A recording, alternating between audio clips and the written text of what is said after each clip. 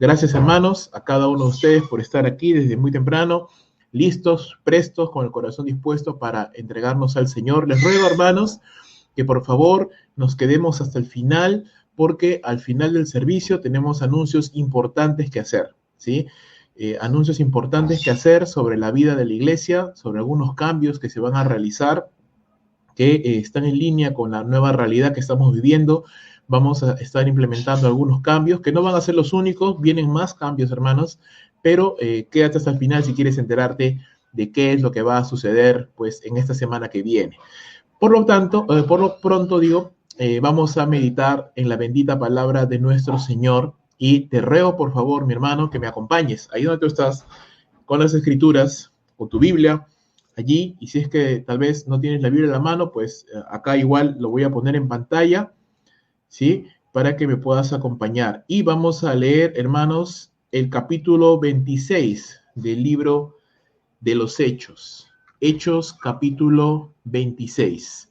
Y si lo tienes allí, entonces vamos a leer las Sagradas Escrituras. No sin antes saludar a nuestra hermana Patti López Delgado, a nuestra hermana Angélica Villafuerte, a nuestro hermano Rubén Nodas, que por ahí he visto que se están conectando y también algunos han enviado sus saludos. Que Dios les bendiga a mis hermanos, bienvenidos también a este tiempo, y a todos los demás amigos o hermanos que nos ven tanto en vivo como tal vez luego en diferido. Pues un fuerte abrazo, nuestras bendiciones y bienvenidos a la Misión Bíblica Bautista Dulos. Vamos a leer la palabra del Señor, hermanos. Hechos capítulo 26, verso número 1, dice de la siguiente manera: Entonces Agripa dijo a Pablo: se te permite hablar por ti mismo.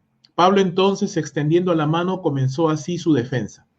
Me tengo por dichoso, oh rey Agripa, de que haya de defenderme hoy delante de ti, de todas las cosas de que soy acusado por los judíos, mayormente porque tú conoces todas las costumbres y cuestiones que hay entre los judíos, por lo cual te ruego que me oigas con paciencia.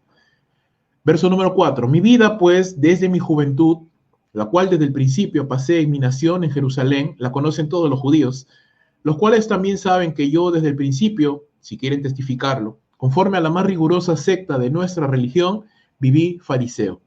Y ahora, por la esperanza de la promesa que hizo Dios a nuestros padres, soy llamado a juicio, promesa cuyo cumplimiento esperan que han de alcanzar nuestras 12 tribus, sirviendo constantemente a Dios de día y de noche. Por esta esperanza, oh rey Agripa, soy acusado por los judíos. ¿Qué? ¿Se juzga entre vosotros cosa increíble que Dios resucite a los muertos? Verso número 9. Yo ciertamente había creído mi deber, hacer muchas cosas contra el nombre de Jesús de Nazaret, lo cual también hice en Jerusalén. Yo encerré en cárceles a muchos de los santos, habiendo recibido poderes de los principales sacerdotes, y cuando los mataron yo di mi voto, y muchas veces castigándolos en todas las sinagogas, los forcé a blasfemar, y enfurecido sobremanera contra ellos, los perseguí hasta en las ciudades extranjeras. Verso número 12. Ocupado en esto, iba yo a Damasco con poderes y en comisión de los principales sacerdotes. Cuando a mediodía, oh rey, yendo por el camino, vi una luz del cielo que sobrepasaba el resplandor del sol, la cual me rodeó a mí y a los que iban conmigo. Y habiendo caído todos nosotros en tierra, oí una voz que me hablaba y decía en lengua hebrea: Saulo, Saulo, ¿por qué me persigues? Dura cosa te es dar coces contra el aguijón. Yo entonces dije: ¿quién eres, Señor? Y el Señor dijo: yo soy Jesús, a quien tú persigues.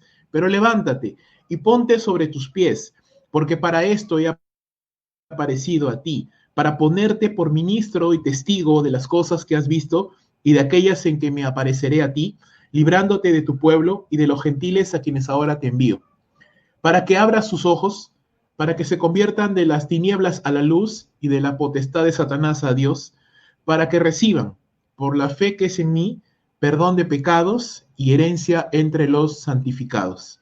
Versículo número 19. Por lo cual, oh rey Agripa, no fui rebelde a la visión celestial, sino que anuncié primeramente a los que están en Damasco y Jerusalén y por toda la tierra de Judea, y a los gentiles que se arrepintiesen y se convirtiesen a Dios, haciendo obras dignas de arrepentimiento. Por causa de esto, los judíos, prendiéndome en el templo, intentaron matarme, pero habiendo obtenido auxilio de Dios, persevero hasta el día de hoy, dando testimonio a pequeños y a grandes, no diciendo nada fuera de las cosas que los profetas y Moisés dijeron que había de suceder, que el Cristo había de padecer y ser el primero de la resurrección de los muertos para anunciar luz y pueblo a los gentiles. Versículo número 24. Diciendo él estas cosas en su defensa, Festo dijo a gran voz: estás loco, Pablo, las muchas letras te vuelven loco. Mas él dijo: no estoy loco, excelentísimo Festo, sino que hablo palabras de verdad y de cordura. Pues el rey sabe estas cosas, delante de quien también hablo con toda confianza. Porque no pienso que ignora nada de esto, pues no se ha hecho esto en ningún rincón. ¿Crees, oh rey Agripa, a los profetas? Yo sé que crees.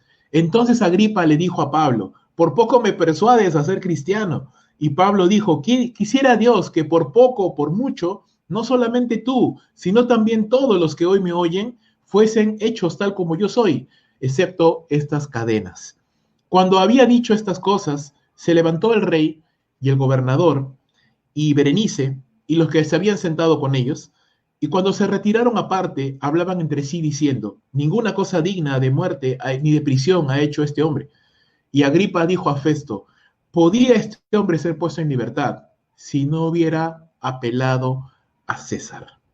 Padre Celestial, te rogamos y te pedimos, Señor, que tú bendigas tu palabra y que en este testimonio, Señor, de la vida de Pablo, del denuedo y el coraje y el valor con el que Pablo, Señor, predicaba la palabra, nos anime, nos, Señor, confronte, nos exhorte, Señor, nos dé ánimo para nosotros también, Señor, en estos tiempos poder cumplir la labor evangelística, la labor misionera, la labor, Señor, de llevar tu nombre a un mundo que se encuentra en tinieblas. Te lo pedimos, Padre Celestial, en el nombre de Cristo Jesús. Amén y amén. Muy bien, hermanos, cada vez que yo leo este texto, me siento muy confrontado, por supuesto, pero también muy animado al ver cómo Dios puede tratar y puede trabajar y puede cambiar la vida de una persona, de tener un camino en la vida X y cambiar el propósito completo de su vida y ponerlo en otro camino completamente diferente y hacer de esa persona una persona de bendición, una persona que sea un instrumento útil en las manos de Dios y, hermano, llevarlo hasta lugares donde probablemente esta persona en su camino original no hubiera podido llegar. Y es cierto que todas aquellas personas que mencionamos, que al conocer a Jesús, eso ha significado un cambio en nuestras vidas y Dios nos ha llevado por caminos que nunca hubiéramos imaginado, porque hermanos, Dios tiene un propósito con cada uno de sus hijos. Dios tiene un propósito general para la humanidad, que es que el mundo conozca de Cristo Jesús, pero también Dios tiene un propósito individual para cada uno de los creyentes, cada uno de aquellas personas que confesamos a Jesús como nuestro Señor y nuestro Salvador, y este propósito debe ser aquel principio que rija y que dirija nuestras vidas, y cuando nosotros nos adecuamos a este propósito, nos alineamos a este propósito, definitivamente, hermanos, la vida no solamente va a ser satisfactoria, no solamente va a ser plena, sino que a pesar de las circunstancias que podamos vivir en cualquier momento de nuestra vida, pues Dios nos va a dar la victoria.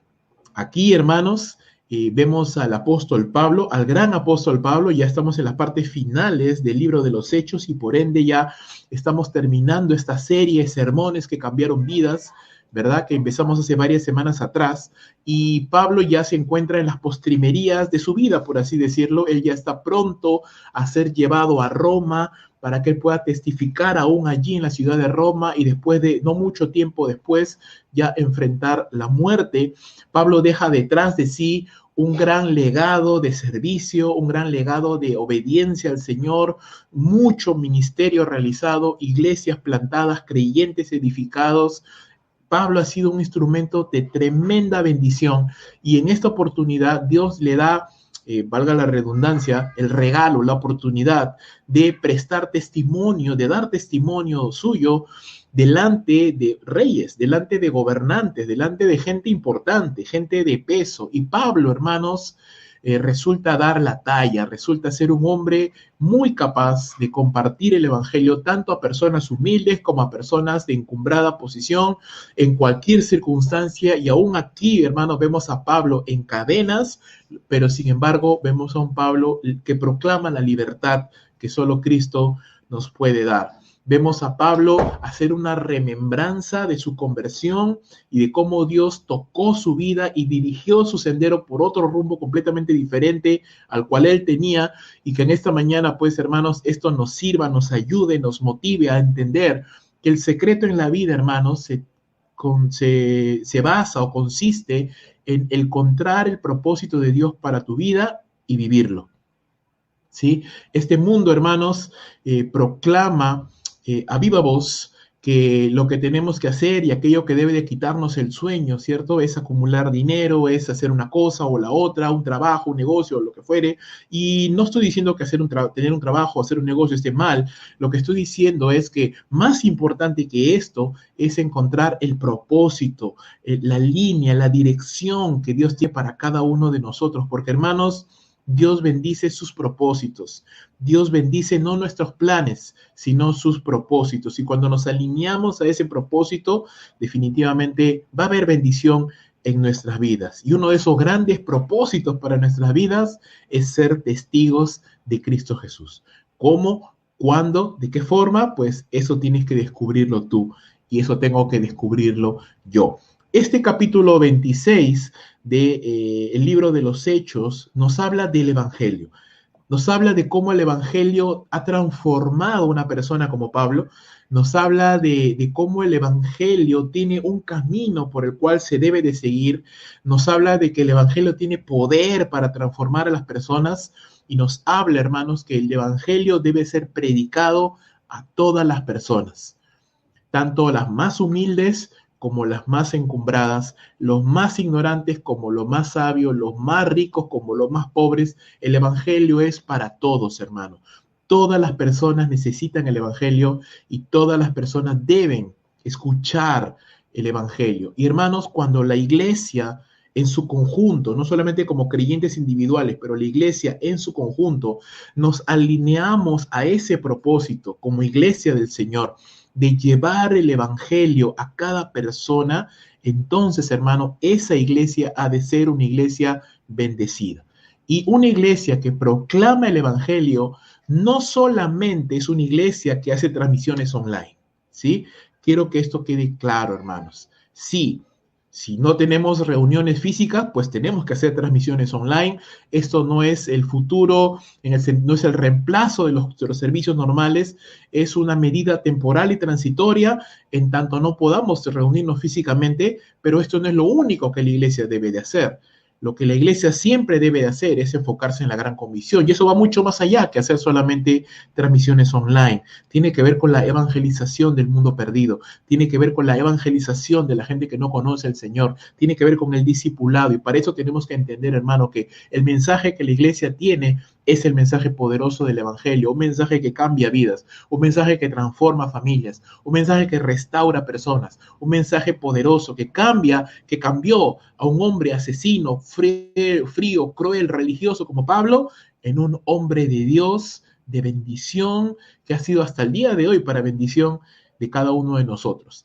Este capítulo 26, hermanos, ¿en qué contexto histórico sucede? ¿Sí? Tú recordarás la última vez que predicamos acerca de estos sermones que cambiaban vidas, nos referimos al capítulo 20 del libro de los Hechos. ¿Y qué sucedía en el capítulo 20?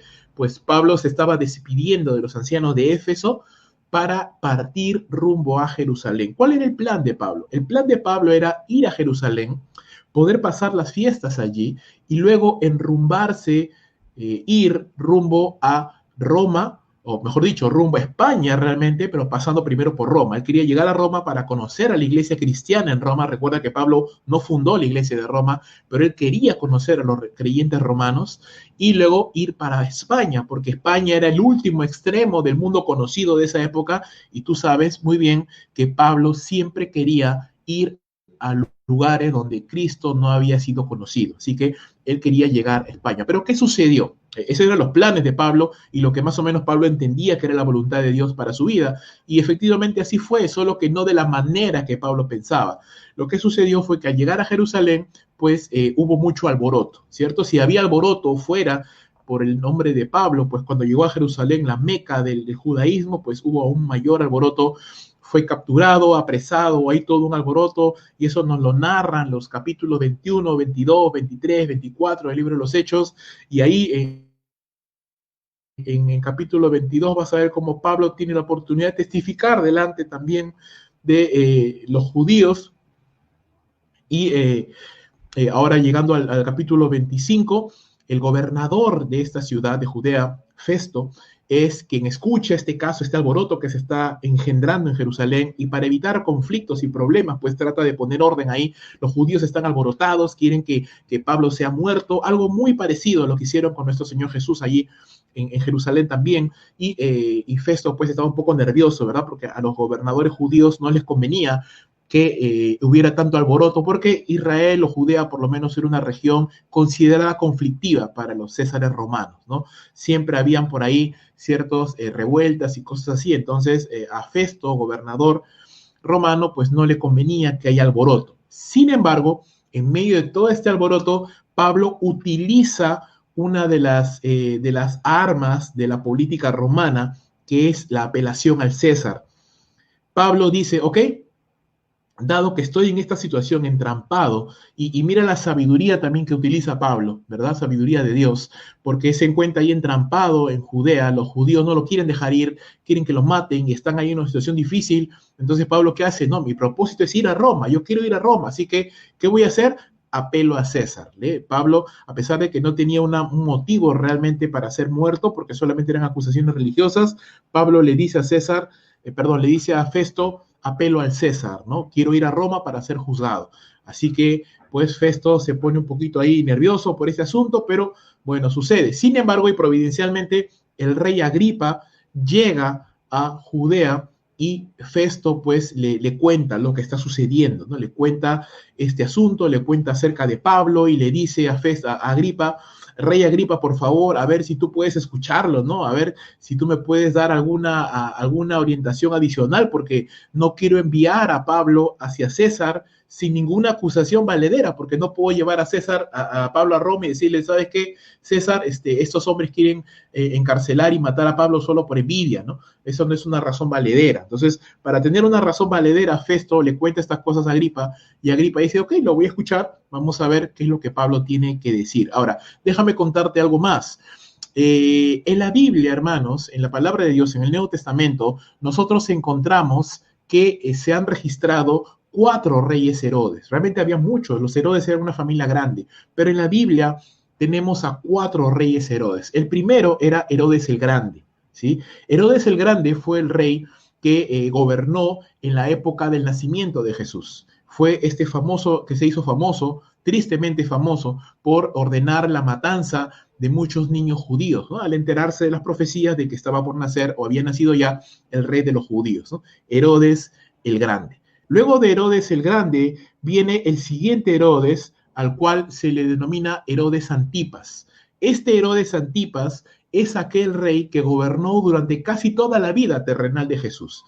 Es aquel rey al cual Jesús en el Evangelio de Lucas le llama zorra, ¿no? Ir y decirle a aquella zorra, ¿no? Es este Herodes Antipas. Es ese Herodes Antipas ante el cual Jesús se presenta. Recuerda que Poncio Pilatos lo mandó a Herodes lo regresó a Poncio Pilatos y así. Bueno, ese Herodes Antipas era aquel que ante el cual Jesús también tuvo la oportunidad de testificarle. Y el tercer Herodes que vemos en las Escrituras es, este Herodes Antipas, el segundo, también fue el que mandó matar a Juan el Bautista. El tercer Herodes que vemos en la Biblia es Herodes Agripa número 1. Y este Herodes Agripa número 1 no es muy conocido porque reinó poco tiempo, pero este Herodes es conocido porque fue aquel que mandó matar a Jacobo en el libro de los Hechos, en los primeros capítulos. Herodes Agripa número 1. Y este Herodes ante el cual Pablo está testificando es el cuarto Herodes, Herodes Agripa número 2. este Herodes Agripa es ante el cual Pablo va a testificar, ante el cual Pablo va a poder presentar su testimonio. Ahora, como ya te has podido dar cuenta, la familia de los Herodes, el linaje de los Herodes, pues era un linaje inmoral, era un linaje de personas que estaban asociadas al gobierno, al reinado y cosas así, pero eran personas pues de dudosa procedencia o de dudosa moral, de dudosa moral. Así que ante este Agripa, Pablo se presenta y empieza Pablo a testificar, y por lo menos vemos en los primeros versos, los versos del 1 al 8, vamos a ver y vamos a notar el camino del evangelio. Pablo dice aquí, extendiendo la mano, comenzó a hablar y dijo, ¿verdad? Me siento dichoso, rey Agripa, de que se me haya dado la oportunidad, ¿no?, de poder presentar delante de ti estas cosas por las cuales soy acusado por los judíos. Ahora, algo interesante que notamos acá es de que este Agripa número 2 tenía conocimiento, bueno, como rey de toda esa zona, tenía conocimiento de las leyes judías, tenía conocimiento de la vivencia de los judíos, para él no era extraño nada de estas cosas, así que tiene esta plataforma en común que utiliza Pablo para poder empezar a testificar. Dice, mayormente porque tú conoces todas las costumbres y cuestiones que hay entre los judíos, por lo cual te ruego que me oigas con paciencia.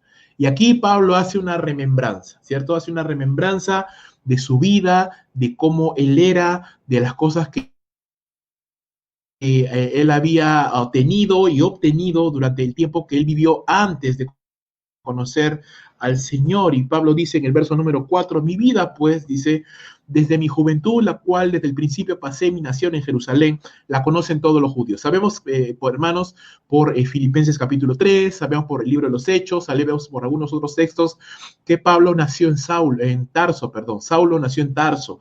Sin embargo, en muy corta edad, él es llevado a Jerusalén para ser criado bajo los pies del maestro rabino Gamaliel. ¿Sí? Pablo es entrenado bajo el maestro Gamaliel, uno de los más grandes rabinos y maestros de esa época. El padre de Pablo era ciudadano romano. Pablo obtuvo la ciudadanía romana también por nacimiento. Y esta niñez y juventud de Pablo, pues él la pasa ahí en Jerusalén, aprendiendo todo lo que es el fariseísmo, la Torá, la ley y todas estas cosas, siendo instruido en la secta de los fariseos. Dice, los cuales también, verso 5, saben que yo desde el principio, si quieren testificarlo, conforme a la más rigurosa secta de nuestra religión, viví fariseo. Bueno, eso ya lo sabemos, Filipenses también lo menciona, en Filipenses 3 nos menciona que, es más, Pablo dice, si alguien tiene de qué jactarse en la carne, pues ese soy yo, ¿no? Dice, nacido de la tribu de Benjamín, circuncidado al 8º día, hebreo de hebreos, fariseo de fariseos. En cuanto a la ley, dice, intachable. En cuanto a su celo, no había nadie que pudiera superarlo. Era un hombre, un israelita hecho y derecho, ¿no?, si podríamos llamarle de esa manera, ¿no? Además, el nombre mismo de Saulo era una remembranza al famoso rey Saúl, ¿no?, el primer rey que tuvo Israel.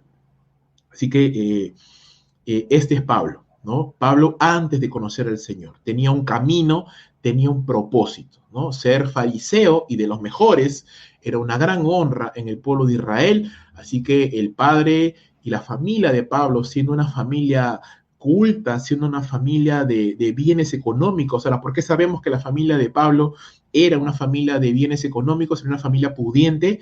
Porque el padre de Pablo consiguió la ciudadanía romana comprándola, ¿no? Y luego Pablo la obtuvo ya por nacimiento, y eso no era barato. Así que la familia de Pablo, la educación misma de Pablo, el hecho de que Pablo vaya a ser entrenado bajo los pies de Gamaliel, indica pues que la familia de Pablo era una familia pudiente, era una familia respetable, era una familia que tenía honra allí en Israel, y este muchacho fue entrenado desde su juventud con un propósito definido, ¿no? Que él pudiera ser un famoso rabino, un conocido rabino, un respetable rabino. Y sí entiendo esta situación porque, bueno, con mi esposa hablamos de nuestras hijas, soñamos algo para ellas, estamos provisionando algo para ellas, soñamos que ellas puedan aprender esto y lo otro, que vayan a estudiar allá, que si Dios lo permite hagan esto y lo otro. Entonces uno como padre pues se va proyectando para con sus hijos, y digamos que la familia de Saulo enrumbó muy pronto a Saulo en un propósito determinado, ser un fariseo y ser de los mejores, ¿no? Y Pablo obviamente respondía a este desafío, ¿no? Él fue un gran fariseo, por así decirlo. Ahora, verso número 6, y ahora dice, por la esperanza de la promesa que hizo Dios a nuestros padres, soy llamado a juicio. Promesa cuyo advenimiento esperan que han de alcanzar las 12 tribus, sirviendo constantemente a Dios de noche y de día. Por esta esperanza, oh rey, soy acusado por los judíos. ¿Qué? ¿Se juzga entre vosotros cosa increíble que Dios resucite a los muertos? ¿Qué es lo que está queriendo o queriéndonos decir aquí Pablo en estos versos? ¿Qué es lo que nos está diciendo? En primer lugar, lo que nos está diciendo Pablo es de que él fue entrenado en un camino que es muy riguroso, ¿no? El camino de los fariseos, hermanos, no era un camino sencillo. Era un camino que era marcado desde la niñez. Niños tenían que aprender de memoria la Torá, luego tenían que aprender de memoria los escritos, luego los profetas, luego las diferentes interpretaciones de la ley, y cada paso que daban los niños o los jóvenes ya en el camino a ser un maestro, un rabino, un fariseo, era un camino, hermano, de mucho sacrificio, de mucho estudio, de mucha dedicación, de mucho compromiso. Cuando una persona tiene un propósito definido en su vida, si tú quieres lograr ese propósito en tu vida, te tienes que comprometer con ello. Yo no puedo decir, sí, sabes, yo quiero ser un famoso conferencista, un famoso empresario, un famoso científico, un famoso doctor, un famoso abogado reconocido. Yo no voy a lograr ese desafío si yo no me comprometo a eso, si yo no pongo mi esfuerzo, si yo no pongo mi sudor, sangre y lágrimas en conseguir ese propósito, ¿no? Eso es algo que todos conocemos, todos sabemos. Aquellas personas que han llegado lejos son aquellas personas que se esfuerzan, son aquellas personas que ponen de su parte, son aquellas personas que tienen esa pasión, ese compromiso y ese motor. Entonces, Pablo está diciendo, yo era una persona comprometida, yo era una persona apasionada, yo era una persona diligente en el camino, en el propósito que, si bien es cierto, mis padres se habían enrumbado, yo al final estaba caminando, ¿no? El camino de ser un fariseo. Y este camino, hermanos, no solamente era seguido por Pablo, era seguido por muchos otros que eran judíos, fariseos, hermanos, los fariseos era de la corriente religiosa, acá Pablo le llama secta, más conocida de Israel, ¿no? No era la única, también estaban los saduceos, por ejemplo, pero los saduceos eran una facción mucho más pequeña. Los fariseos eran la facción religiosa más grande y más celosa también, ¿no? Los saduceos eran conocidos más bien por ser un poquito liberales, ¿no? Eran un poquito más liberales. En cambio, los fariseos no. Los fariseos eran sumamente estrictos en el cumplimiento de la ley y de sus diferentes ramificaciones que ellos habían creado. Por eso es que Pablo dice, promesa cuyo advenimiento esperan que han de alcanzar las 10 tribus de Israel, las 12 tribus de Israel, sirviendo constantemente a Dios de día y de noche. Entonces, ¿qué Pablo qué está diciendo?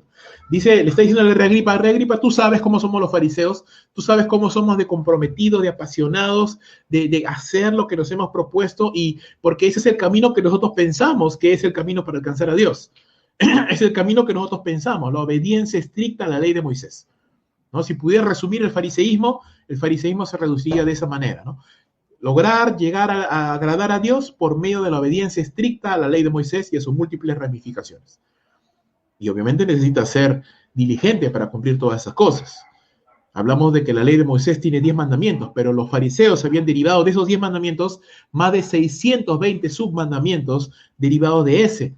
Así que imagínate, hermano, vivir una vida en la que diariamente tienes que cuidarte de cumplir más de 600 mandamientos sin falta, sin falta.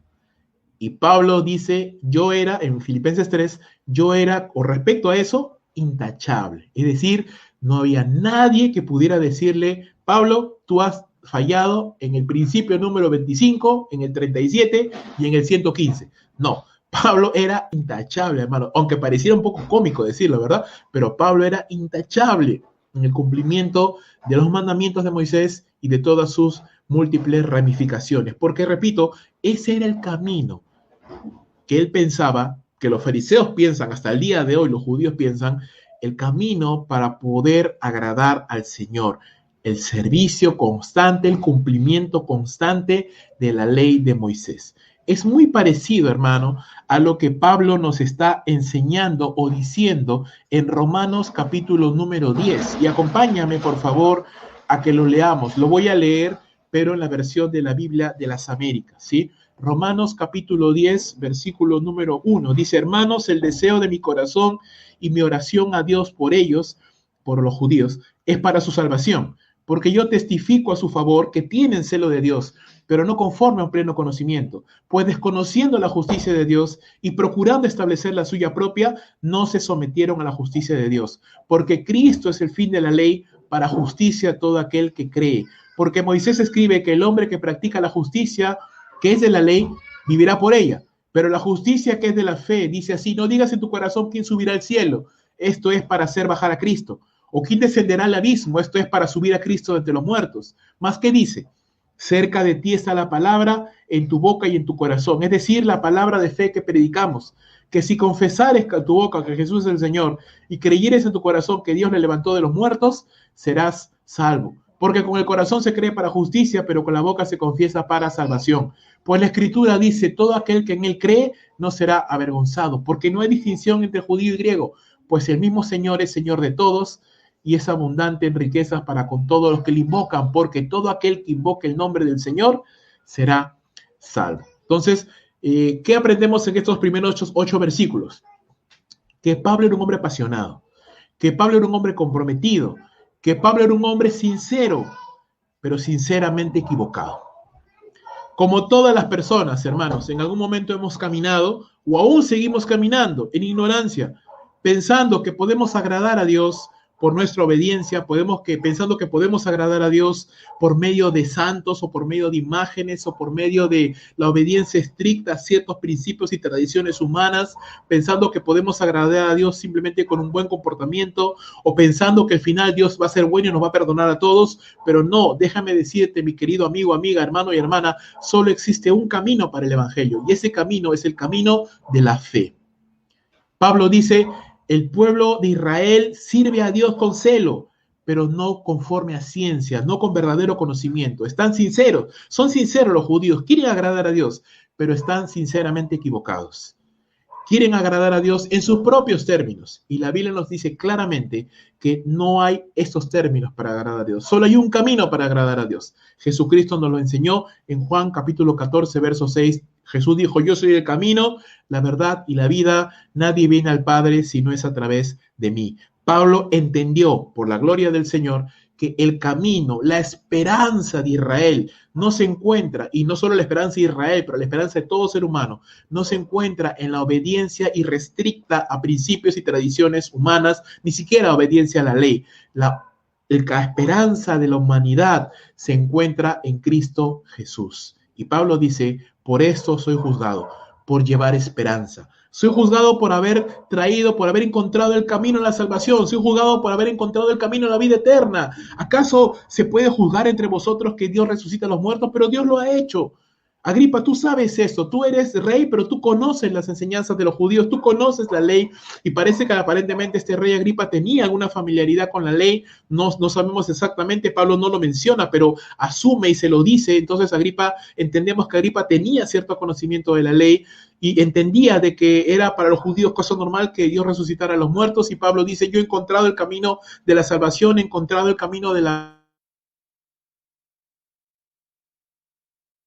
verdadera fe, la verdadera esperanza de Israel, y por eso soy juzgado. ¿Es eso justo? Yo creo que no, ¿verdad, rey Agripa? Ser juzgado a la que no, pero en este caso era lo que estaba sucediendo con Pablo. Él había encontrado el camino a la salvación. La pregunta es, amigo mío, ¿lo has encontrado tú? ¿Has encontrado el camino de la salvación? ¿Has encontrado el camino de la vida eterna? ¿Has encontrado el camino que te conduce al cielo, a las puertas del cielo? ¿O estás sinceramente equivocado? Déjame decirte, es posible ser sincero y estar equivocado a la vez. El pueblo de Israel en tiempos de Pablo era sincero, servían a Dios todos los días, por lo menos en lo que ellos creían, pero estaban sinceramente equivocados. Y vamos a ver esto en un perfecto ejemplo, porque Pablo, para ejemplificar, para ilustrar justamente esto de cómo se puede estar sinceramente equivocado, pensando estar haciendo lo correcto y estar completamente equivocado, él muestra su propia vida. Y este es la maravilla del Evangelio, cómo, hermanos, Dios puede cambiar nuestro propósito hacia otro completamente diferente. Mira lo que dice el verso número 9. Yo ciertamente, dice, y mira, y aquí vuelve a recalcar la idea, ¿no? No solamente Israel pensaba que hacía lo correcto al obedecer las leyes de Moisés, sino que Pablo mismo pensaba que hacía lo correcto. Mira, el verso 9 dice, yo ciertamente había creído mi deber hacer muchas cosas contra el nombre de Jesús de Nazaret. Y sabemos, hermanos, que Pablo, cuando era Saulo, fue un asiduo perseguidor de la iglesia, un celoso de las tradiciones de sus padres, dice Filipenses capítulo 3, un hombre que se exaltó cuando encontró y entendió que la secta del camino, así como le llamaban a los cristianos antes, pues creían en Jesucristo y predicaban la palabra de Dios, y él se exaltó, dijo, no puede ser posible que estén enseñando estas herejías, estas inmoralidades, y salió, él se levantó y se convirtió en un paladín, ¿verdad? Había muchos fariseos en la época de Pablo, pero ninguno como Pablo. Había muchísimos fariseos como Pablo, pero nadie se levantó excepto él para poder llevar adelante esta labor de perseguir y tratar de ahogar a la iglesia del Señor. Mira lo que dice las Sagradas Escrituras, hermano. Pablo creía su deber hacer muchas cosas contra el nombre de Jesús. Él creía que estaba haciendo lo correcto. Es más, creía que era su deber. Qué maravilloso el ejemplo de un hombre comprometido. El hombre comprometido, la mujer comprometida, hermano, entiende como su deber hacer cosas. Entiende que está en deuda con la nación, con el mundo, con su propósito. Él tiene que lograr el desafío. Este hombre instruido bajo los pies de Gamaliel, celoso de la palabra de Dios, celoso de que sea correctamente enseñada, celoso de que sea correctamente predicada. A su entender, pensaba que los cristianos eran herejes, que los cristianos eran personas que torcían las escrituras. Así que él dice, no, es mi deber proclamar la sana doctrina, ¿no? Por así decirlo, si pudiéramos contextualizarlo. Es mi deber predicar la sana doctrina, es mi deber enseñar la palabra de Dios, es mi deber combatir contra la mentira, ¿no? Estoy poniéndome del lado de él, ¿no? No estoy diciendo que el cristianismo es mentira, estoy poniéndome del lado de él un momento, para que podamos entender su psicología. Ahora, y no solamente lo creyó su deber, sino que lo hizo, dice el verso 10, lo cual también hice en Jerusalén. Y aquí vamos a ver que Pablo, definitivamente no muy orgulloso de esto, narra con una brutal honestidad todo lo que él hacía. Ya habíamos visto alguna de estas cosas en Hechos capítulo 8, 9, pero aquí vamos a ver con más detalle lo que Pablo dice, reconoce. Mira, dice, yo encerré en cárceles a muchos de los santos. Yo, habiendo recibido poderes de los principales sacerdotes, cuando los mataron, yo di mi voto, dice. Y eso es importante, eso es importante. ¿Por qué? Porque si él dio su voto, eso significa que Pablo era miembro del Sanedrín. El Sanedrín era de toda la secta farisea, era un concilio, era una asamblea de los más representativos, ¿no? Se solía decir que eran más o menos unos 70 hombres fariseos que eran entre los mejores, ¿no? Los más reconocidos. Y ellos daban su voto para cualquier decisión importante que tuviera que ver con los destinos religiosos de la nación de Israel. Así que si él dio su voto, y él dice aquí, yo di mi voto cuando los mataron, como por ejemplo en el caso de Esteban, ¿no? Que fue el primer mártir cristiano, y Pablo estaba ahí consintiendo en su muerte, es decir, dio su voto. Esto quiere decir que Pablo era miembro del Sanedrín. Y si Pablo era miembro del Sanedrín, hermano, Pablo tenía que haber sido un hombre casado. Y uno, y dos, un hombre realmente un prodigio, porque los miembros del Sanedrín eran normalmente personas ancianas, mayores de 60 años. Y si Pablo era considerado parte del Sanedrín tan joven, es porque probablemente Pablo era un prodigio, era alguien que destacaba sobre los demás y lo habían hecho parte también del Sanedrín y probablemente un hombre casado. No estoy asegurándolo porque no lo sabemos. Ahí entramos ya un poquito al terreno de la especulación, porque no sabemos exactamente qué fue de la vida de Pablo, si era casado o no, pero todo indica que sí, por varias razones. Uno, porque era miembro del Sanedrín. Dos, porque cuando vemos a Pablo escribir 1 Corintios 7 acerca de los problemas del matrimonio, lo habla con tanta claridad que realmente, hermanos, está hablando de un hombre que sabe de las cosas que suceden en el matrimonio y que ha tenido esa experiencia de estar casados. Ahora la pregunta sería, ¿qué sucedió con la esposa de Pablo? No, bueno, los estudiosos dicen que probablemente o murió, ¿no? Cuando él se convirtió en cristiano o poco antes de convertirse en cristiano, o su esposa lo abandonó cuando él se volvió cristiano. Y esto le daría sentido a lo que Pablo dice en Filipenses capítulo 3, le daría más sentido, porque Pablo dice que él, por amor de Cristo, lo ha perdido todo. ¿Sí? Lo ha perdido todo. Probablemente pudiera ser, no estoy asegurándolo, pero pudiera ser que él perdió también ese contacto con su familia, los bienes materiales que obviamente era parte de su familia, una esposa. No lo sabemos, hermanos, no lo sabemos, pero realmente lo que sí podemos asegurar es que este era un hombre apasionado, que este era un hombre diligente y que este era un hombre que por el celo que él tenía le llevó a hacer cosas, le llevó a tomar su parte en la historia. Siempre se dice, hermanos, que entre los hombres hay diferentes clases. Hay uno, los que hacen la historia, los que hacen la historia. Dos, los que cuentan la historia después de que ya sucedió. Y tres, los que observan simplemente cómo las cosas suceden. Pablo no era un hombre que observaba cómo las cosas pasaban. Pablo era un hombre que hacía la historia. Él concibió como un deber atacar al cristianismo porque era lo que él pensaba que era lo correcto, y en base a esto, dice, él encerró en las cárceles a muchos de los santos, él dio su voto para que los mataran, verso número 11, los castigó, dice, en las sinagogas y los forzó a blasfemar. ¡Wow! Y enfurecido sobremanera contra ellos, dice, los perseguía hacia las ciudades extranjeras.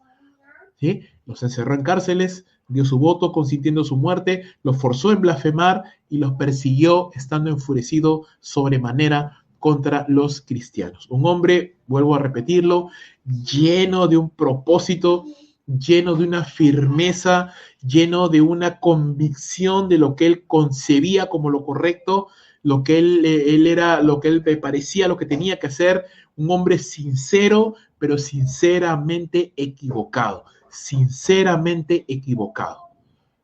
En vez de hacer la obra de Dios, estaba atentando contra la obra del Señor. Y hermanos, esto es una triste realidad para muchas personas que consideran lo correcto o estar haciendo lo correcto, pero están completamente equivocados. En este mundo, hermanos, hay personas, hay almas tibias, hay almas que hierven con convicción, con determinación, y lamentablemente no son muchas las personas así, que tienen convicción, que tienen determinación y que van a hacer algo al respecto de los problemas. Vivimos en una era, hermano, que es muy diferente a las pasadas. Si tú recordarás, hace no muchas décadas atrás, vivíamos en una época en las cuales los jóvenes salían a protestar, en los cuales los jóvenes salían a hacer marchas pacíficas o incluso hasta algunas violentas, pero salían a protestar, salían a hacer notar su voz, salían a tratar de hacer algo por este mundo. Hermanos, vivimos en una época, una generación, donde a la gente cada vez le importa menos las cosas. Vivimos en una generación, hermano, donde la gente tú le preguntas, hey, ¿estás bien? No. ¿Estás mal? No sé. ¿Cómo te sientes? Da igual. Oye, pero ¿tienes trabajo? No. ¿Pero quieres conseguir trabajo? No sé. ¿No quieres tener dinero? No importa. Vivimos en una generación en la cual tú dices, oye, pero hay corrupción en el mundo, ¿sí? ¿Y no piensas hacer nada? No. Ya verán. Vivimos en una generación, hermanos, donde a la gente cada vez le importan menos las cosas, donde cada vez nos importa menos si el medio ambiente se destruye, donde cada vez nos importa menos si hay corrupción desvergonzada, donde cada vez nos importa menos si se roba, si se mata, si se viola, si se arrastra, si se quita, se hace injusticia. Vivimos en una sociedad y un medio de personas que cada vez nos importan menos las cosas. Y eso es terrible porque eso significa que nuestro corazón se va anestesiando cada vez más con la maldad de este mundo. Y es una peligrosa advertencia. El Evangelio nos dice que en el fin de los tiempos el corazón de muchos se enfriará por haberse multiplicado la maldad. Y cuando el corazón se enfríe, hermanos, simplemente ya no hay lugar para esa determinación, para esa convicción. Por eso que nuestras iglesias están llenas de personas, hermanos, que ante el desafío de la gran comisión dicen, bueno, que lo hagan otros, ¿no? Al ver que hay países que no han recibido el Evangelio aún, dicen, ¿y yo qué puedo hacer? Por eso que nuestros seminarios, hermanos, nuestros seminarios bíblicos tienen cada vez menos jóvenes. Es una vergüenza. Muchos de los alumnos de seminarios son ancianitos, son hombres mayores, y no hay muchos jóvenes. Cada vez los jóvenes ya no sueñan, hermanos, con ir a la obra, ir a las misiones, de entregar su vida a Cristo Jesús como antes. Ahora están preocupados por el celular, por un carro, por una empresa, por su negocio, pero no están soñando. No hay jóvenes, no hay señoritas. Ya no hay tanto como antes. Los seminarios antes se llenaban de alumnos jóvenes, la nueva sangre, la nueva generación, los siguientes pastores, los siguientes obreros. Pero ahora no, hermano, y te lo dice alguien que enseña en un seminario y que veo las aulas y veo poca juventud, hermano, veo poca juventud, poca convicción en las personas. Es más, incluso a los seminarios los hermanos van a estudiar y yo les pregunto, hermano, ¿te estás preparando para la obra? No. ¿Te estás preparando para las misiones? No, no, no. Entonces, ¿aquí estás en un seminario? Le digo, no, que quiero aprender más, me gusta, está bonita la palabra. Y yo digo, pero Dios mío, ¿qué haces en un seminario si no estás anhelando, soñando con servir al Señor? Entra en un seminario y bueno, si jalan, jalo, y si no jalan, no jalo, pues te repito de vuelta. ¿Qué digo yo? O sea, yo entré al seminario, ya quería salir, yo ya quería estar listo para estar en la obra, y yo digo, pero ¿qué nos está pasando, hermanos? ¿Qué le está pasando a nuestro corazón? ¿Qué le está pasando a nuestro ánimo? ¿Qué le está pasando a nuestro esfuerzo? Pablo, mira, a pesar de ser un mal ejemplo, hermanos, en el término de que él estaba equivocado, era un buen ejemplo en términos de convicción, un hombre de convicción. Él no era un hombre que dijo, bueno, porque estoy seguro que había muchísimos fariseos en el tiempo de Pablo que dijeron, oye, sí, ¿no? La secta de los cristianos está avanzando, todo el mundo se va tras ellos, pues, ¿qué será? Bueno, pues así será, así es la vida. Y nada más. Pero Pablo dijo, no, yo voy a hacer algo. Yo voy a hacer algo. Yo creo mi deber levantar bandera contra estos herejes, ¿no? Él estaba equivocado, no pensaba que los cristianos eran los herejes. A lo que voy es de que él dijo, no, yo levanto bandera, yo tengo que hacer algo. Yo tengo que hacer algo. Hermanos, podemos ser sinceros y estar sinceramente equivocados.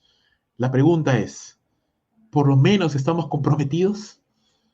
¿Por lo menos estamos comprometidos con lo que creemos? Dice el verso número 12, ocupado en esto. ¿No? Pablo estaba ocupado, estaba de lleno, su enfoque, su energía, su trabajo, su diligencia, sus recursos, su aliento, estaba determinado, enfocado en lo que él creía que era su deber. Dice, ocupado en esto, iba yo a Damasco, ¿no? Esto es fuera de Jerusalén ya, la influencia de Pablo traspasó fronteras y su diligencia no solo le llevó a limpiar Jerusalén o a perseguir a los cristianos, y ojo que por causa de esta persecución sabemos en Hechos 8 que la iglesia salió dispersa porque Pablo iba como una furia, Pablo iba como una tromba, como un torbellino, dice, respirando odio y amenazas, dice el capítulo 9 del libro de los Hechos. Él salió rumbo a Damasco, dice, con poderes y en comisión de los principales sacerdotes, ¿no? Yendo con la autoridad de los sacerdotes, dice, cuando a mediodía, oh rey, yendo por el camino, vi una luz que sobrepasaba el resplandor del sol, el cual me rodeó a mí y a los que iban conmigo. Y habiendo caído todos nosotros en tierra, oí una voz que me hablaba y decía en lengua hebrea, Saulo, Saulo, ¿por qué me persigues? Dura cosa te es dar coces contra el aguijón. Yo entonces le dije, ¿quién eres, Señor? Y el Señor le dijo, yo soy Jesús, a quien tú persigues. Esto es una referencia directa al capítulo número 9 del libro de los Hechos, donde se nos narra la conversión de Saulo. Y vamos a mirar algunos pasajes cortos nada más que nos hagan referencia a esto. Bueno, en primer lugar, ya sabemos, Hechos capítulo 9 nos narra esto, y mira lo que dice la Escritura, Hechos 9, verso número 1. Saulo, respirando todavía amenazas y muerte contra los discípulos del Señor, fue al sumo sacerdote y le pidió cartas para las sinagogas de Damasco, para que si encontraba algunos que pertenecieran al camino, tanto hombres como mujeres, los pudiera llevar atados a Jerusalén. Mira que ni siquiera los fariseos, los principales, lo enviaron a él. Él pidió ir. Mira, no solamente era un hombre comprometido, diligente, era un hombre con iniciativa. un hombre con iniciativa. Por eso podemos entender ahora, hermanos, conociendo un poquito más el temperamento de Pablo, cómo es que Pablo, cuando Dios toca su vida y lo convierte en un hombre de Dios, cómo Pablo llegó a ser un hombre de tanta influencia y bendición para la iglesia cristiana, hermanos. Padre Santo, ¿cómo no envía, Señor, más personas como Pablo? Si uno de nuestros deseos, hermano, es que se levanten más hombres como Pablo, no hombres timoratos, no hombres pusilánimes, no hombres que un día están bien y al día siguiente están muriendo, no hombres que parecen que arrastran cadenas de pena y de dolor, hombres valerosos, hombres y mujeres valientes, esforzados, con iniciativa, que digan qué puedo hacer para el reino de Dios, cuál es mi deber como cristiano, cuál es mi deber como hijo e hija de Dios. No, el mundo está cada vez peor. Yo voy a levantar bandera en el nombre de Jesús. Yo voy a predicar el evangelio. Yo voy a llevar la palabra de Dios. Yo voy a discipular. Yo voy a entrenar. Yo voy a estudiar. Voy a orar. Voy a dar. Es mi deber como cristiano, como hijo de Dios. Dios nos diera, hermanos, más hombres como Pablo. Pero no sinceramente equivocados, no. Sinceramente correctos en el camino del Señor. Apasionados, fervorosos, celosos de la obra. Mire ese hombre, dice, respirando amenazas, ¿no? Pide cartas para llevarse a hombres y mujeres, no respetaba a nadie, ni hombres ni mujeres, todos se van a Jerusalén castigados. Dice verso número 3, y sucedió que mientras viajaba al acercarse a Damasco, de repente resplandeció un derredor, una luz del cielo, y al caer a tierra oyó una voz que le decía, Saulo, Saulo, ¿por qué me persigues? Y él le dijo, ¿quién eres, Señor? Y él respondió, yo soy Jesús, a quien tú persigues. Levántate, entra en la ciudad y se te dirá lo que debes de hacer. Los hombres que iban con él se detuvieron atónitos oyendo la voz, pero sin ver a nadie. Saulo se levantó del suelo y aunque sus ojos estaban abiertos, no veía nada. El Señor lo dejó ciego. Y llevándolo de la mano lo trajeron a Damasco y estuvo 3 días sin ver y no comió ni bebió, ¿no? Estos 3 días de ayuno. Había en Damasco cierto discípulo llamado Ananías y el Señor le dijo en una visión a Ananías y él dijo, heme aquí, Señor. Y el Señor le dijo, levántate y ve a la calle que se llama Derecha y pregunta en la calle, la casa de Judas, por un hombre de Tarso llamado Saulo, porque aquí está orando y ha visto en una visión a un hombre llamado Ananías que entra y pone las manos sobre él para que recobre la vista. Pero Ananías le respondió, Señor, he oído de muchos acerca de este hombre, cuánto mal ha hecho a tus santos en Jerusalén, y aquí tiene autoridad a los principales sacerdotes para prender a todos los que invocan tu nombre. Pero el Señor le dijo, ve, porque él me es instrumento, escogido, para llevar mi nombre en presencia de gentiles, de reyes y de los hijos de Israel, porque yo le mostraré cuánto debe padecer por mi nombre. Ananías fue y entró en la casa y después de poner la mano sobre él, dijo, hermano Saulo, el Señor Jesús que se te apareció en el camino por donde venías, me ha enviado para que recobres la vista y seas lleno del Espíritu Santo. Verso 18, al instante cayeron de sus ojos como unas escamas, recobró la vista, se levantó y fue bautizado. Entonces, sinceramente equivocado Pablo, pero gracias a Dios, hermanos, que Cristo llegó a su vida y con estas palabras tan sencillas, pero tan profundas, Saulo, Saulo, ¿por qué me persigues? Dura cosa te es dar cosas contra el aguijón. Pablo cayó a tierra, quedó ciego y se dio cuenta que toda su vida había sido un engaño. No un engaño por su diligencia. Quiero que entiendas esto. El pecado no estuvo en su diligencia. El pecado no estuvo en su celo. El pecado no estuvo en su fervor. Ese no es el pecado, porque él siguió siendo fervoroso, celoso y diligente en Cristo también. El pecado fue, hermanos, que él estaba yendo en contra de la palabra del Señor. Él estaba sirviendo a Dios en su propio entendimiento, no como Dios lo manda. Y Dios, ¿cuál es el camino del evangelio? Ya le hemos dicho en su momento, el camino de la fe. La fe en Cristo Jesús, no las obras de la ley, no el buen comportamiento. Nosotros no vamos al cielo por buen comportamiento. Nosotros, porque vamos al cielo, es que experimentamos un comportamiento transformado, pero vamos al cielo por la fe en Jesucristo, el Hijo de Dios, que vino a esta tierra, murió en una cruz por cada uno de nosotros para pagar el pecado y para pagar la maldad que nosotros deberíamos pagar, porque la Biblia dice claramente que la paga del pecado es muerte.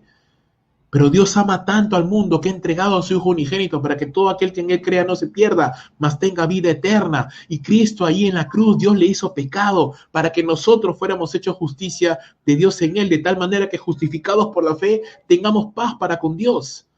Ese es el camino que predicamos, dice Pablo tiempo después, cuando escribe el libro de Romanos capítulo 10, que si confesares con tu boca que Jesús es el Señor y creyeres en tu corazón que Dios le levantó de los muertos, serás salvo. Pablo dice, yo estaba equivocado, yo pensaba que con servir solamente, que con hacer cosas, que con saber cosas, que con la obediencia irrestricta a la palabra de Dios, yo era salvo, pero me di cuenta de que no, ese no es el camino.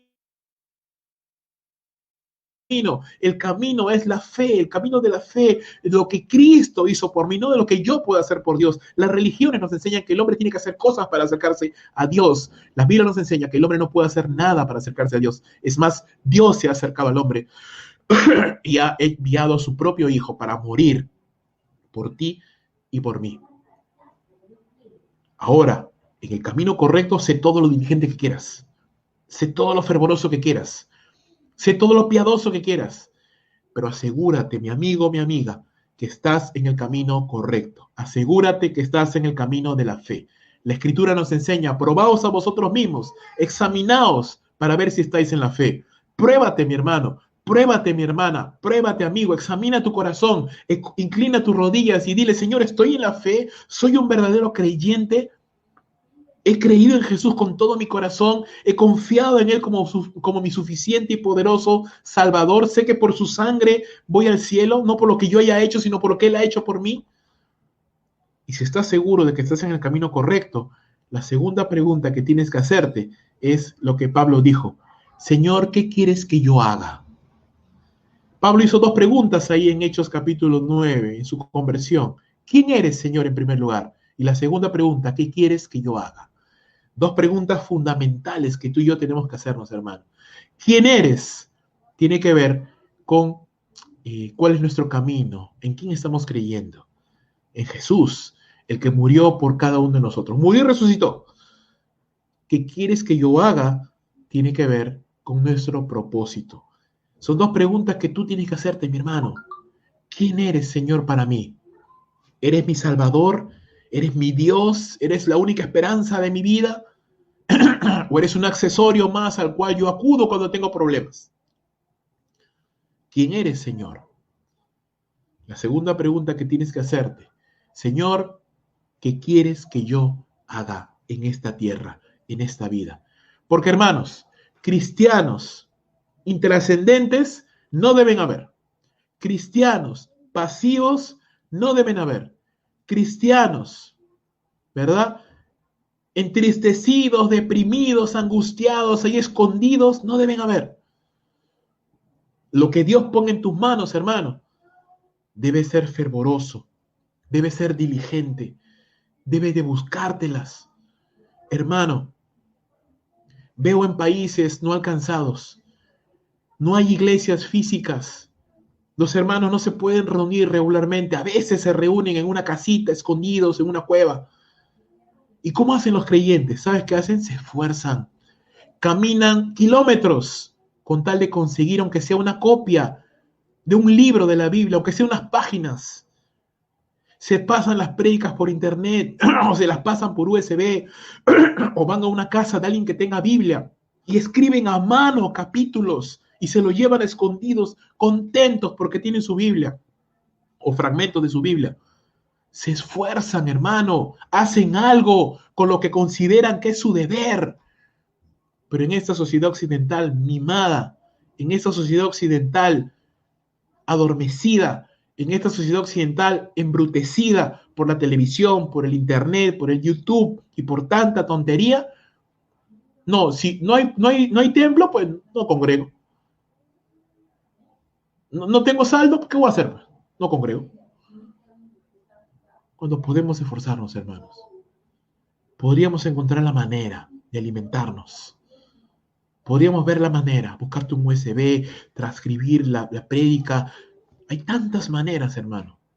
Tantas maneras de poder servir. Yo te he mencionado ya domingos antes, ¿cómo podemos servir al Señor? La pregunta, mi hermano, nadie va a estar detrás tuyo, nadie va a estar detrás mío.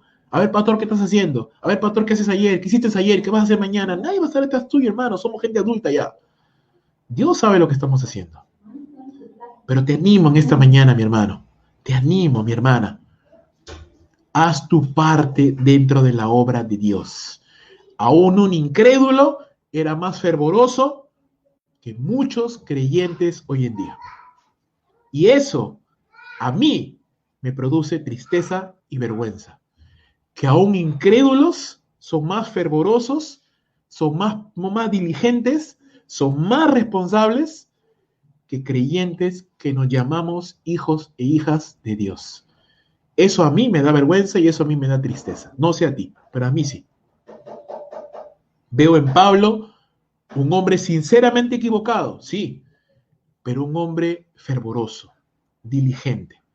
Y cuando Jesús llega a su vida y es confrontado con la palabra de Dios y se da cuenta de que él toda su vida había estado siguiendo un engaño y había estado persiguiendo a Jesús, el Señor, en vez de servir a Dios, él recapacita, dice 3 días sin comer ni beber, ayunando y orando. Señor, ¿qué he hecho? Señor, ayúdame a resarcir todo este mal. Padre, ayúdame a entender cuál es tu propósito ahora para con mi vida. ¿Cómo puedo cambiar todo lo mal que he hecho? Toda una vida de equivocaciones. ¿Qué puedo hacer ahora? Y vemos rastros de eso, hermano, en estos textos que te quiero mencionar. Primera de Corintios capítulo 15, verso número 3. Mira lo que dice, porque yo entregué lo que en primer lugar lo mismo que recibí, que Cristo murió por nuestros pecados conforme a las Escrituras, que fue sepultado y que resucitó al tercer día conforme a las Escrituras, que se apareció a Cefas y después a los 12, luego se apareció a más de 500 hermanos a la vez, la mayoría de los cuales viven aún, pero algunos ya duermen.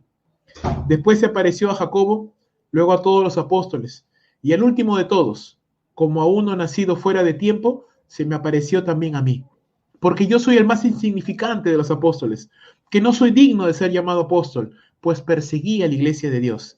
Pero por la gracia de Dios soy lo que soy. Y su gracia para conmigo no resultó vana. Antes he trabajado mucho más que todos ellos, aunque no yo, sino la gracia de Dios en mí. Otro texto que quiero mostrarte. Primera de Timoteo, mi hermano, capítulo número 1, versículo número 12. Doy gracias a Cristo Jesús nuestro Señor, que me ha fortalecido, porque me tuvo por fiel, poniéndome en el ministerio, aun habiendo sido yo antes blasfemo, perseguidor y agresor. Sin embargo, se me mostró misericordia porque lo hice por ignorancia en mi incredulidad. Pero la gracia de nuestro Señor fue más que abundante, con la fe y el amor que se hallan en Cristo Jesús. Palabra fiel y digna de ser recibida por todos. Cristo Jesús vino al mundo para salvar a los pecadores, entre los cuales yo soy el primero. Sin embargo, por esto hallé misericordia, para que en mí, como el primero, Jesucristo demostrara toda su paciencia, como un ejemplo para los que habrían de creer en él para vida eterna. Por lo tanto, al Rey eterno, inmortal, invisible, al único Dios, a él sea el honor y la gloria por los siglos de los siglos. Amén. ¿Ves? Un hombre que reconocía que se equivocó, un hombre que se reconocía que no era digno de la gracia que Dios le estaba mostrando. Pero hermanos, Dios se complace en utilizar vasos sucios, limpiarlos y utilizarlos para su gloria. Dios se complace, hermanos, en levantar a lo vil y menospreciado de este mundo para avergonzar a lo sabio. Dios se complace, hermanos, en bendecir y en tocar aquellas vidas arruinadas, destruidas, transformarlas por el poder del Evangelio y hacer cosas maravillosas por medio de esas vidas. Quien te habla, hermanos, es un hombre que se ha equivocado muchísimo, porque en mi ignorancia, en mi incredulidad, en mi dureza de corazón, cometía muchos errores, pero Dios tuvo tanta misericordia conmigo, hermanos, que sin merecerlo me puso en el ministerio. Y yo soy de los primeros que le digo al Señor, Padre, yo no debo estar en el ministerio, yo no debo estar en el pastorado, porque no soy digno de ser un pastor, no soy digno de llevar ese nombre, comparado con otros grandes hombres de Dios. Yo soy menos que la nada. Yo no debo de llamarme, no, hasta temor tendría de considerarme a mí mismo consiervo de hombres tremendos. No, yo no soy digno, hermano. Yo creo que Dios se equivocó. No se equivocó, pero no había nadie más y por ahí dijeron, bueno, ya mándelo ¿no? Hermano mío, lo único que sí quería hacer era servir al Señor. Desde que conocí al Señor, lo único que siempre he querido hacer, es lo único que siempre he anhelado hacer, es servir al Señor. Me pidieran o no me lo pidieran, yo me las buscaba, hermano. Como sea, me la buscaba para servir al Señor. Yo no esperaba que alguien me dijera, que alguien me pidiera. Yo me la buscaba porque decía, es mi señora que estoy sirviendo. Yo no espero recompensa, no espero gracia, no espero salario, no espero sueldo. Hermanos, ni aún antes del ministerio, ni estando en el ministerio, yo he esperado sueldo, ni salario, ni gracia, ni nada. Todo lo que el Señor me ha dado ha sido por su gracia y su misericordia. Yo no le he tocado la puerta a nadie, ni he ido a pedirle sueldo ni salario a nadie. Porque mi hermano, aún caminando, aún con los zapatos llenos de huecos, aún sin un sol en el bolsillo, yo decía, no, mi deber, como sé que muchos de mis hermanos también hacen lo mismo, nuestro deber es servir al Señor diligentemente, esforzadamente, sacrificialmente. Pablo era un hombre que en ese sentido, hermanos, puede ser ejemplo para nosotros. El Señor le dice, verso 16, yo soy Jesús a quien tú persigues, pero levántate, dice, ponte en pie, porque para esto he aparecido a ti, para ponerte por ministro y testigo de las cosas que has visto y de aquellas en que me apareceré a ti. Verso número 17 de Hechos 26, liberándote de tu pueblo y de los gentiles a quienes ahora te envío, dice, para que abra sus ojos, para que se conviertan de las tinieblas a la luz y de la potestad de Satanás a Dios, para que reciban, por la fe que es en mí, perdón de pecados y herencia entre los santificados. ¿Qué estamos viendo acá? Cambio de dirección. Pablo era un hombre comprometido con su propósito original, diligente con su propósito original, diligente, esforzado con lo que él pensaba que era lo correcto, pero estaba sinceramente equivocado. Dios llega a su vida, le da salvación, le da vida eterna, perdona sus muchos pecados y le da un nuevo propósito. Le dice, Pablo, ahora yo te pongo por ministro, servidor y testigo de las cosas que has visto y de aquellas que aún te voy a revelar más adelante. La palabra de Dios. Para que tú vayas ahora a los gentiles a quienes ahora yo te envío, para que él abra sus ojos, para que conviertan de las tinieblas a la luz, para que reciban por la fe en Jesús el perdón de pecados y herencia entre los santificados. Cambio de propósito. Pablo, tú ibas por este camino, el Señor te toma, te limpia, ahora te pone en este camino. ¿Qué tienes que hacer tú, Pablo? Así como fuiste diligente en el mundo, en el pecado y en la inmundicia, ahora sé más diligente aún en las cosas del Señor. Si antes, mi amigo, amiga, te amanecías en las fiestas, estabas puntual en las fiestas, tomabas hasta quedar borracho como una esponja y seguías adelante, al día siguiente eras capaz de ir a trabajar, así todo resaqueado, ¿no? Tomarte un ceviche, algo, no sé, y seguir hacia adelante. Si eras diligente para el pecado, para lo malo, si ahorrabas tu plata para irte de fiesta, irte de juerga, irte de paseo, ahora, ¿qué tienes que hacer en Cristo, hermano? Ser más diligente, más responsable, más piadoso, más fuerte, porque ahora no estás sirviendo tu carne ni al pecado, estás llamado a servirle al Señor. Sé diligente. Sé diligente. Pedro nos enseña esto. Pedro nos enseña esto en 1 Pedro capítulo 4. No tengo el tiempo ya. Cuando nos habla de que antes éramos diligentes para ir con desenfreno al pecado. Ahora, con más razón, tenemos que ser diligentes para servirle al Señor de la gloria, para servirle, para honrarle, porque Él ha cambiado no solamente el baile, Él ha cambiado nuestra identidad, Él ha cambiado nuestro propósito. Y si tienes que esforzarte, hermano, esfuérzate. No estás haciendo nada extraordinario, no le estás haciendo un favor a nadie, estás sirviéndole al Señor y es tu deber. Es tu deber. Es mi deber como siervos del Señor. Imagínate un siervo que le diga a su amo, Señor, ¿sabes qué? Yo no te puedo servir porque, mira, no me das zapatos, no me das vestido, no me das un despertador para despertarme a tiempo, no me das las instrucciones que tengo que hacer. Entonces yo le diría a mi siervo, ¿sabes qué? Querido, si yo tengo que decirte todo lo que tienes que hacer, si yo tengo que darte todos los recursos, si tengo que darte exactamente todo en la mano para que lo hagas, ¿sabes qué? Mejor lo hago yo. Así que retírate. ¿Dónde está nuestro valor agregado, hermanos? ¿Dónde está nuestra diligencia? ¿Dónde está nuestra diligencia, nuestra iniciativa, nuestro amor por la obra, nuestro amor por las almas, nuestro amor por el evangelio? ¿Dónde está, mi hermano? ¿Dónde está ese celo de los hombres de antes que se iban a predicar, que se iban a enseñar, agarraban su comida en una bolsita, en su alforja y se iban todo el día a predicar? ¿Dónde están esos creyentes que antes consagraban el día domingo a visitar y no hacían otra cosa que estar en la iglesia visitando, ayunando, orando? ¿Dónde está ese celo de los que construyeron la iglesia, por lo menos aquí en el Perú, hombres y mujeres sobre cuya sangre nosotros ahora vivimos, pero que ni siquiera sabemos, porque nos hemos vuelto tan ignorantes de la historia de la iglesia? Ni siquiera conocemos la Biblia, menos vamos a conocer la historia de la iglesia. Nos hemos vuelto tan ignorantes de la historia de la iglesia que ni siquiera sabemos los esfuerzos, la sangre, las lágrimas de aquellos que vivieron antes que nosotros, y gracias a ellos el evangelio está ahora acá en Perú.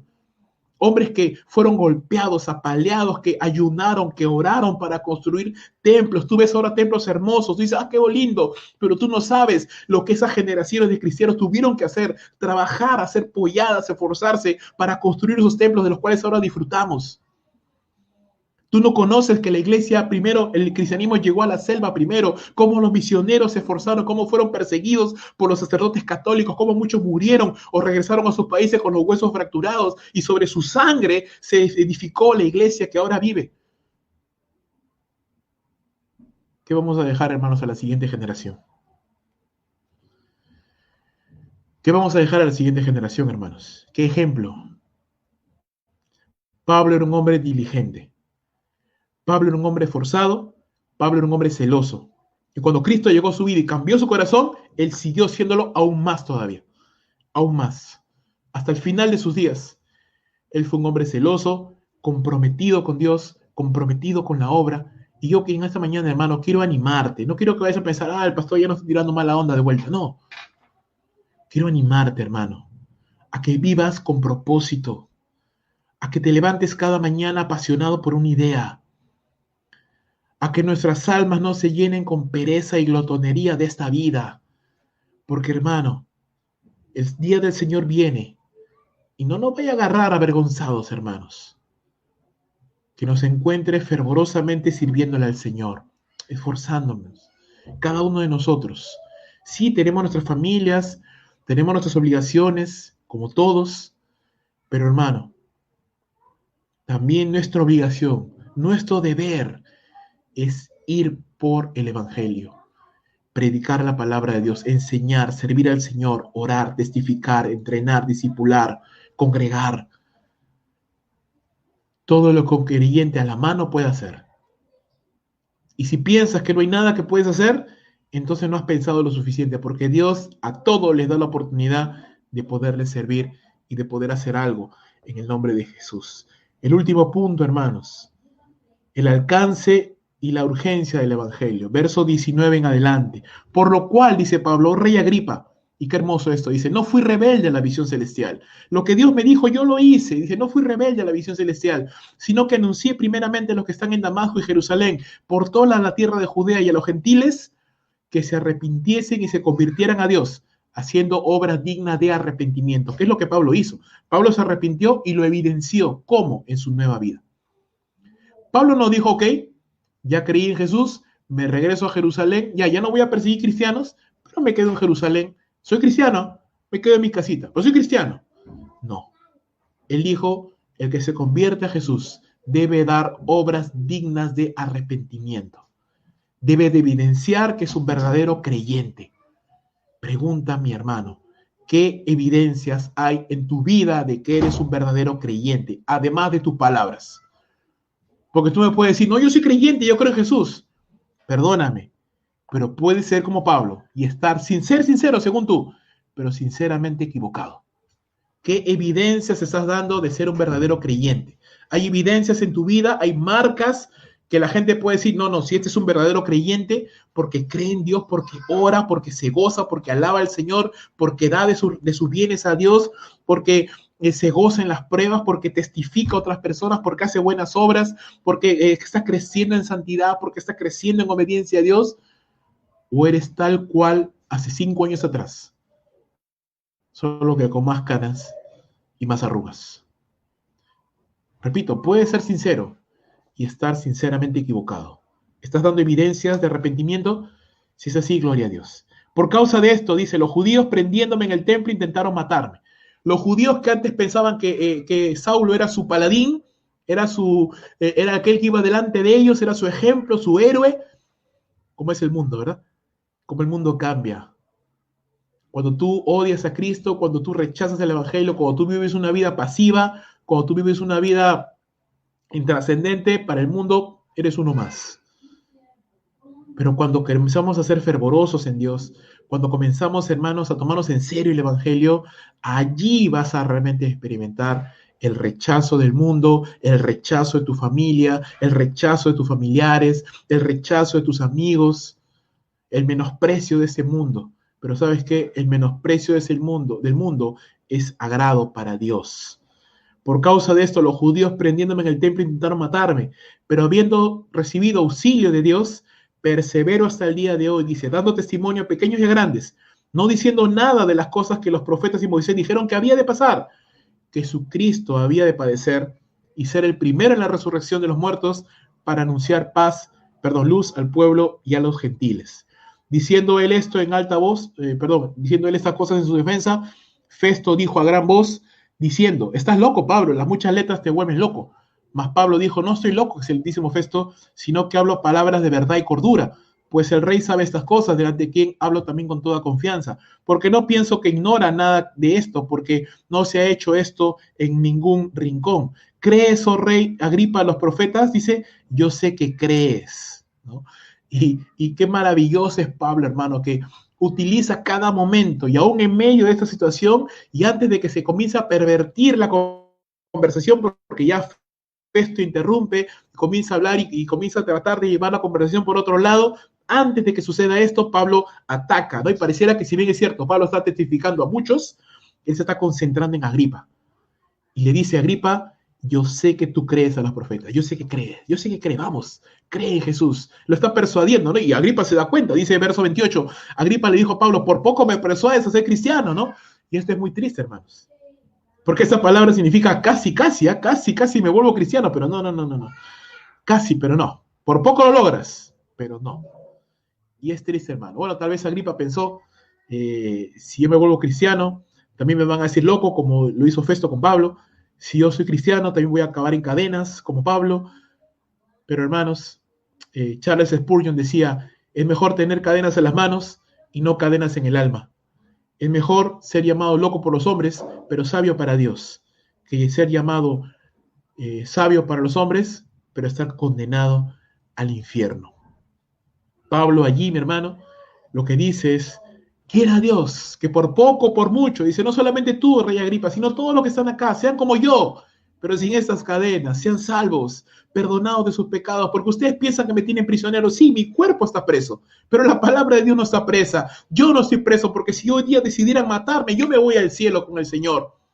Yo no estoy preso, yo no estoy condenado, yo estoy feliz, me voy rumbo al cielo, mis pecados han sido perdonados, mis muchos pecados han sido perdonados, no tengo nada de que arrepentirme. Si hoy día fuera la presencia de Dios, diría, Señor, hice todo lo que pude, acabé la buena batalla, peleado la carrera, he peleado la buena batalla, he acabado la carrera, hice todo lo que tuve que hacer en mis manos. Pablo no tenía nada de que arrepentirse, hermano. Ellos sí, ellos sí.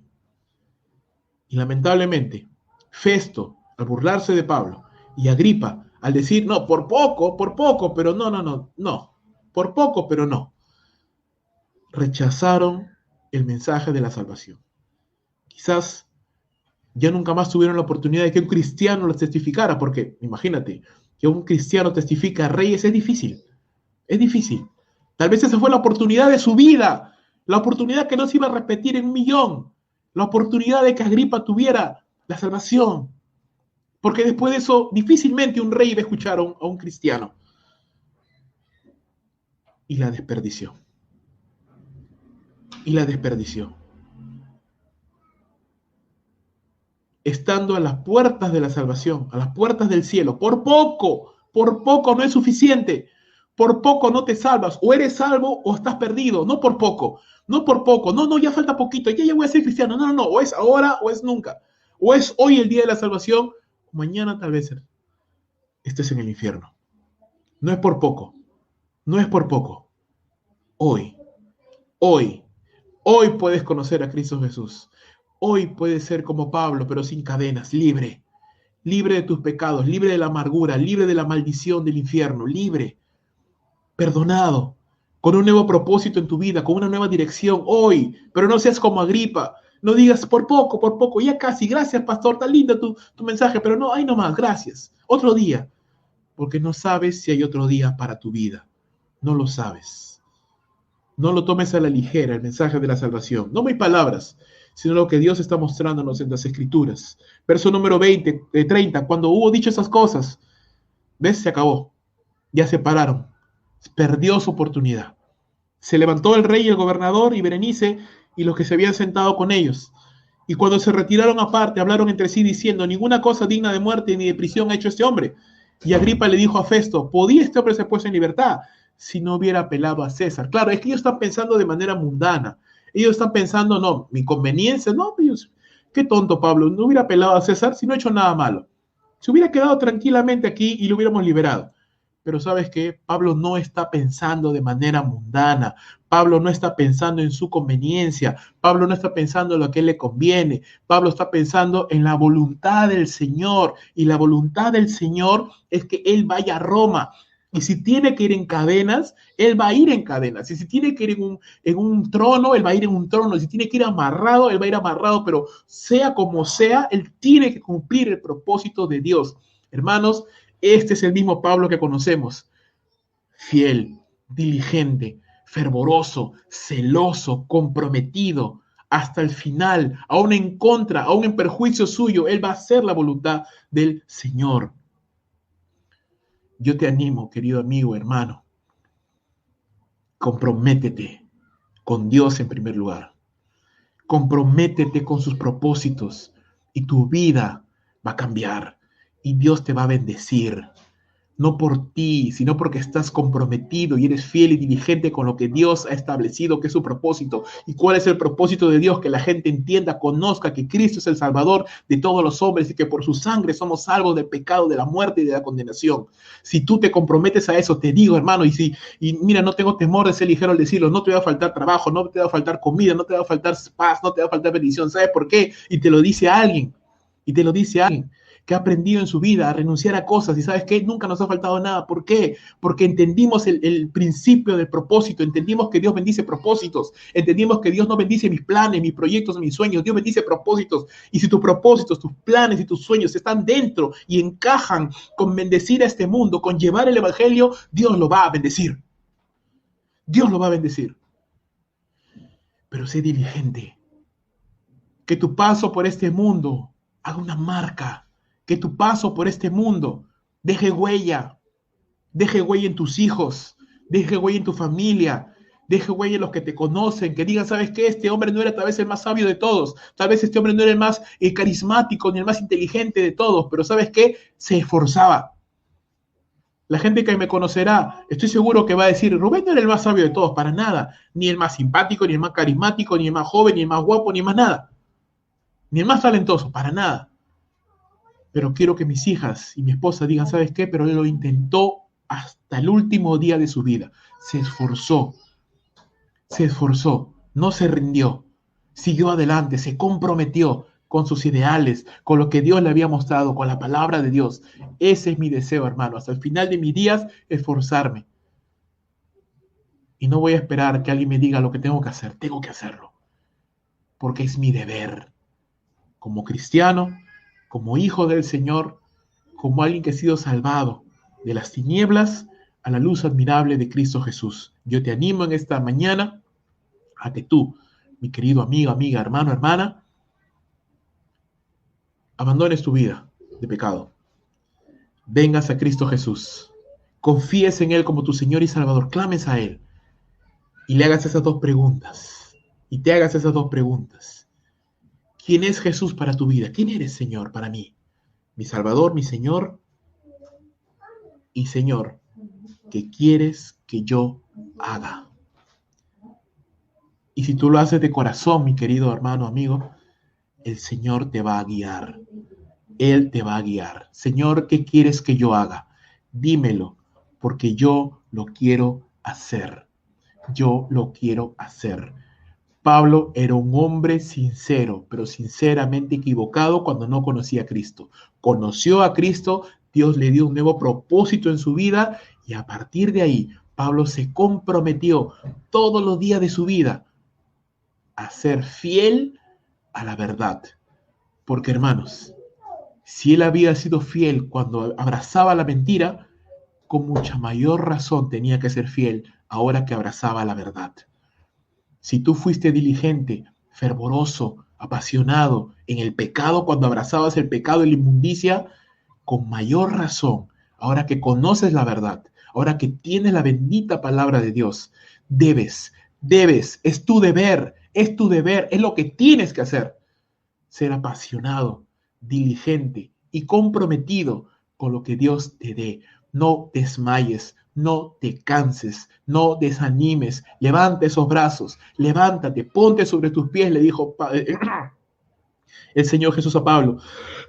Levántate, ponte sobre tus pies, porque para esto te he llamado, para ponerte por testigo a las naciones a las cuales yo ahora te envío, para que seas luz en medio de las tinieblas. Hermano, hermana, amigo y amiga, el Señor te quiere llamar a ser luz en medio de las tinieblas, a que alumbres la oscuridad de este mundo con el Evangelio que quiera Dios transforme nuestra vida, haya transformado nuestra vida, porque el Evangelio es poder de Dios. El Evangelio transforma vidas, restaura matrimonios, corrige el camino de las personas, cambia los corazones, convierte la depresión en alegría, el lamento en baile, la muerte en vida. Ese es el Evangelio de Jesús, el Evangelio para todos, para grandes y pequeños, para ricos y para pobres, para reyes y para lacayos, para todos. El Evangelio es para todos y a todos debe de llegar. Y no va a llegar hasta que tú y yo nos comprometamos a hacer luz en medio de las tinieblas. Vamos a orar.